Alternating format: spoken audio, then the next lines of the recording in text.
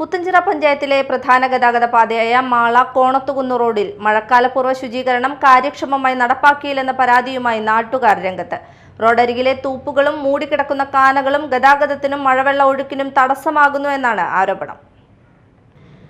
പുത്തഞ്ചിറ പഞ്ചായത്തിലെ പ്രധാന ഗതാഗത പാതയായ മാള കോണത്തുകുന്ന് റോഡിൽ മഴക്കാലപൂർവ്വ ശുചീകരണം പ്രാവർത്തികമായില്ലെന്ന ആരോപണമാണ് ശക്തമാകുന്നത്. റോഡരികിൽ വളർന്നു നിൽക്കുന്ന തൂപ്പുകളും കാടുകളും വെട്ടിമാറ്റാത്തത് വാഹനയാത്രക്കാർക്ക് ബുദ്ധിമുട്ട് സൃഷ്ടിക്കുകയാണ്. അതോടൊപ്പം പൊതുമരാമത്ത് വകുപ്പിന്റെ ഉടമസ്ഥതയിലുള്ള നിരവധി കാനകൾ മണ്ണും മാലിന്യങ്ങളും അടിഞ്ഞുകൂടി മൂടിക്കിടക്കുകയാണ്. ഇതുമൂലം ശക്തമായ മഴ ലഭിക്കുമ്പോൾ റോഡിൽ വെള്ളക്കെട്ട് രൂപപ്പെടുന്നത് പതിവ് കാഴ്ചയായി മാറിയിട്ടുണ്ട്.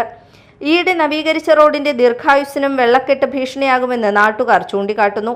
സർക്കാർ പ്രഖ്യാപിച്ച ഡ്രൈ ഡേ ശുചീകരണ പ്രവർത്തനങ്ങൾ ഫലപ്രദമായി നടപ്പാക്കിയിരുന്നുവെങ്കിൽ തൊഴിലുറപ്പ് തൊഴിലാളികളെ ഉപയോഗപ്പെടുത്തി റോഡരികുകളും കാനകളും ശുചീകരിക്കാൻ കഴിയുമായിരുന്നുവെന്നും അവർ പറയുന്നു. എന്നാൽ മഴക്കാലപൂർവ്വ ശുചീകരണ പ്രവർത്തനങ്ങളോട് പഞ്ചായത്ത് മുഖം തിരിച്ചു എന്നാണ് നാട്ടുകാരുടെ ആരോപണം. പ്രശ്നത്തിന് അടിയന്തര പരിഹാരം കാണണമെന്ന ആവശ്യവുമായി നാട്ടുകാർ പ്രതിഷേധം ശക്തമാക്കിയിരിക്കുകയാണ്. Media time, Mala.